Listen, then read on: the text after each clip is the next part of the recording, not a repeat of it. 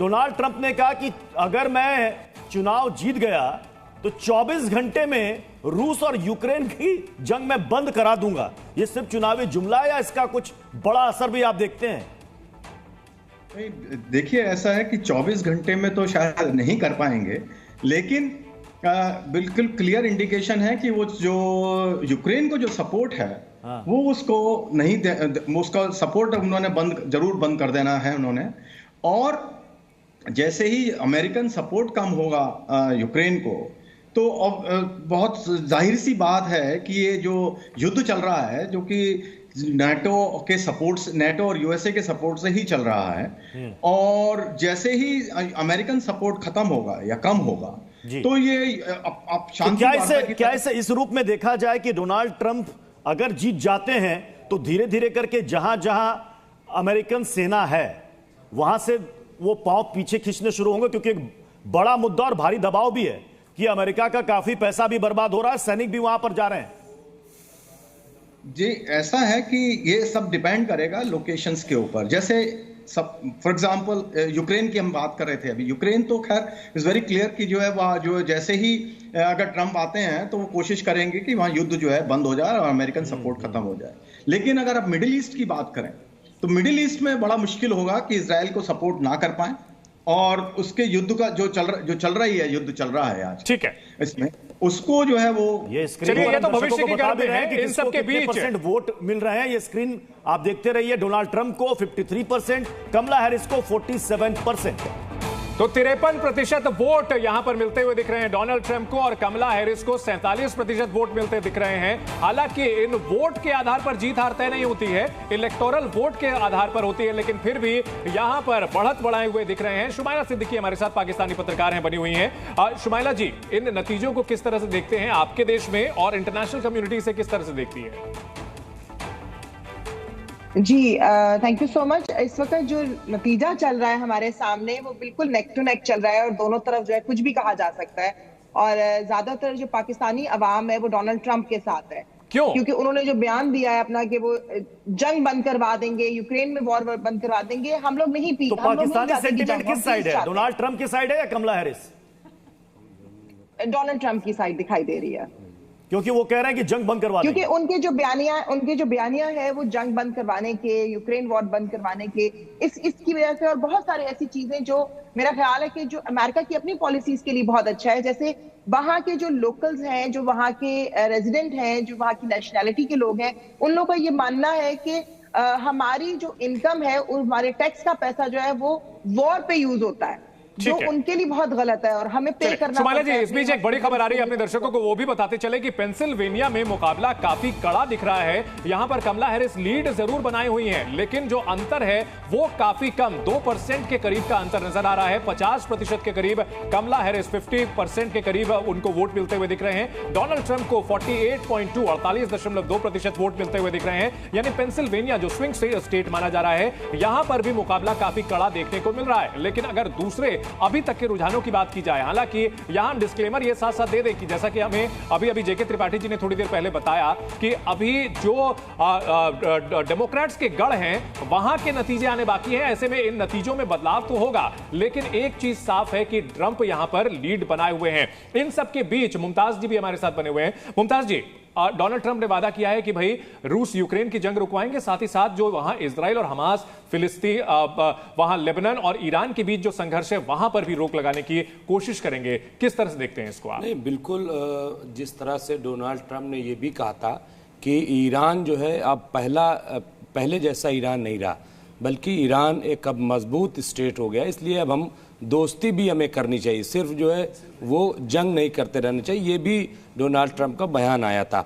और फिर बाद में अभी आया बयान कि फौरन, यानी नतीजा आने से पहले इजराइल जो है वो जंग रोक दे।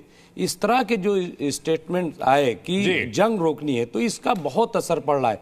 और यही वजह है जो स्विंग स्टेट जिसको बात कर रहे हैं, जो 7 स्टेट है खासतौर से, तो वहाँ पे अगर आप देखेंगे तो वहाँ मुस्लिम डोमिनेट कर रहे हैं और यही फैसला कुन होंगे। और पहली बार ऐसा हुआ है कि जो बाइडन से जो उम्मीद थी उस पे वो ये आर्थिक कोई बड़ी दिलचस्प बात है। लेकिन संजय मुझे लग रहा है कि कमला हैरिस जो है यहाँ पर जिक्र मिडिल ईस्ट का हो गया, यहाँ पर जिक्र इजराइल का हो गया। संजय सोई सर, आपको लगता है कि कोई भी अमेरिकी प्रेसिडेंट बने, अमेरिका की जो फॉरेन पॉलिसी है उसमें कोई आमूलचूल परिवर्तन हो पाएगा?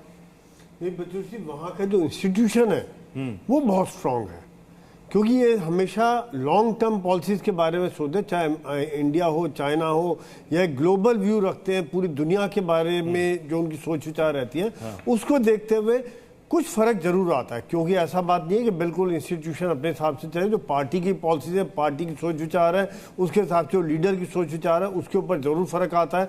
अब अगर क्या मैं कह रहा हूं कि क्या ये मेजर चेंजेस हो सकते हैं? डोनाल्ड ट्रंप अगर बन गए तो वो कहेंगे कि साहब यूक्रेन को हम सपोर्ट करना बंद कर देंगे और इधर इजराइल को सपोर्ट करना बंद कर देंगे। देखिए, ऐसा है कि यहाँ दोनों में एक वॉर रोकना, लेकिन सपोर्ट रोकना अलग बात है।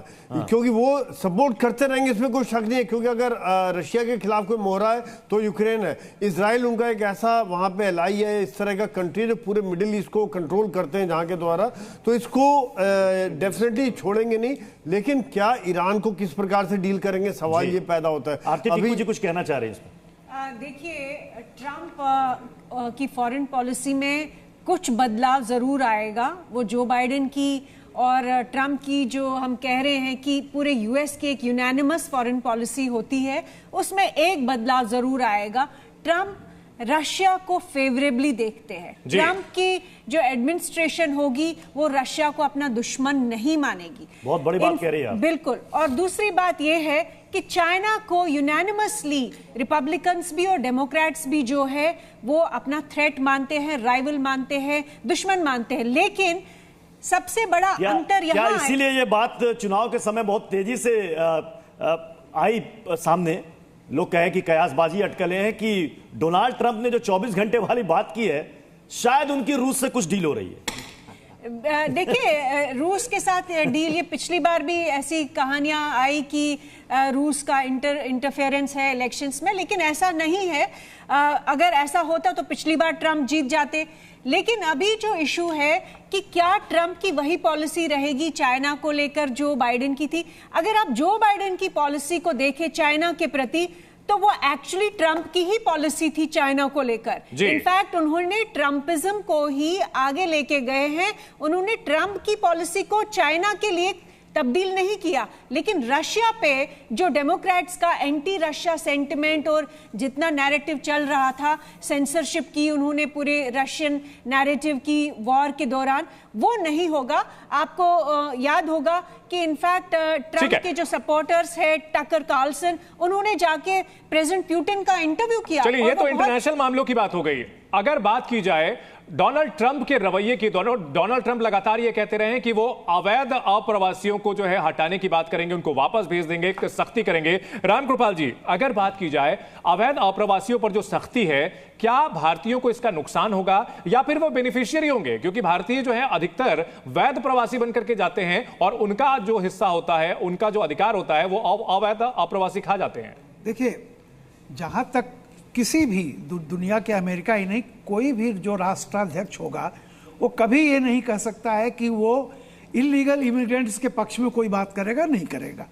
तो देखिए, ट्रंप का जो कहना अपनी जगह पे है, लेकिन एक महत्वपूर्ण बात जो भी आरती जी कह रही थी, कल्पना कर लीजिए कि अगर 2020 में ट्रंप जीते होते तो मैं आपको ये लिख दूं कि रसिया और यूक्रेन का लंबा इतना युद्ध 2.5 साल नहीं चलता और ये नौबत नहीं आती कि न्यूक्लियर थ्रेट का। ट्रंप चाहे जितना भी करते हों, लेकिन वो सॉल्यूशन ओरिएंटेड रहते हैं। उन्होंने तो नॉर्थ कोरिया और दक्षिण कोरिया के, नॉर्थ कोरिया और बिल्कुल उत्तर कोरिया दक्षिण कोरिया के बीच उन्होंने जो है पीस ब्रोकर करने की बात कही। मैं वही कह रहा हूं कि आज हालात इतने नहीं बिगड़ते। तो क्या ये माना जाए कि ट्रंप जो है इस वक्त दुनिया की जरूरत है, ये कहा जाए? बिल्कुल। और जो मोदी जी कहते हैं कि युद्ध समस्या का हल नहीं है, बातचीत कर रही, यही बात ट्रंप भी कहते हैं। देखिए, वो हमेशा ये कहते हैं कि जैसे रसिया को, जो आरती जी ने बहुत अच्छी बात कही, वो दुश्मन नहीं मानते। और दो सुपर पावर अगर आपस में निगोसिएशन ही बंद कर देंगे, टॉकिंग टर्म्स खत्म कर देंगे, तो ये दुनिया आफ्टर ऑल कहाँ जाएगी? तो ये कम से कम ट्रंप के आने पर ये होगा कि निगोसिएशन का प्रोसेस शुरू होगा। जेके त्रिपाठी सर, क्या चीजें हैं जो आपको लग रहा है कि ट्रंप के फेवर में जाती दिखी? देखिए, ट्रंप के फेवर में एक चीज तो ये जानी चाहिए कि चीन के खिलाफ वो ज्यादा सख्ती करेंगे, अवैध अप्रवासियों को रोकेंगे, ये भी नेशनल पॉलिसी के उसमें। लेकिन जहां तक वो H1B वीजा को और स्ट्रिक्ट करने की बात कर रहे हैं, वो भारत के फेवर में नहीं जाएगा। और जहां तक ये है कि 24 घंटे में युद्ध रोकने की बात, ये शायद 2020 या 2022 में अगर ट्रंप रहते तो संभव हो सकती थी। अब युद्ध ऐसी स्थिति में जा चुका है कि 24 घंटे में रोकना तो ट्रंप क्या किसी के बस की बात नहीं है। चलिए, वैसे जैसे बड़ी कवरेज पर तेजस्वी कह रहे हैं कि इस बड़ी कवरेज को आप लगातार जी न्यूज पर देखते रहेंगे। जी न्यूज।